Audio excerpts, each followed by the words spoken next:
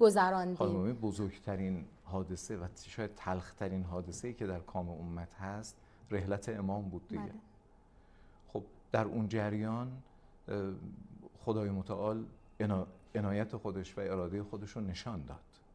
اون وقتی بود که تازه هنوز نظام شکل نگرفته بود، هنوز این ریشه ها استوار نشده بود، یعنی شرایط متفاوتی بود. اما در این مسیری که پیش راه ما بوده و اومدیم، امت به حمدالله قوام پیدا کرده و نظام استحکام پیدا کرده، ریشه پیدا کرده.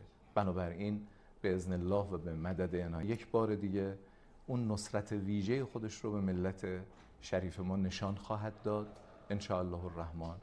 و مدد ولی الله الاعظم، بقیت الله الاعظم، صاحب کشور ما، صاحب ما، ان شاء الله شامل حال امت خواهد بود ان شاء الله. تصاویری که به صورت زنده و مستقیم از مشهد مقدس، از صحن و سرای رضوی دریافت می‌کنیم مربوط هست به مراسم تعویض پرچم حرم مطهر رضوی و سوگواری هموطنان و زائرانی که خبر شهادت سرافرازانه رهبر معظم انقلاب اسلامی رو در ساعتی قبل و دقایق پیش دریافت کردند. آی دنیا تماشا کن، با پدری که همیشه عزت و اقتدار را برایمان به ارمغان می آورد.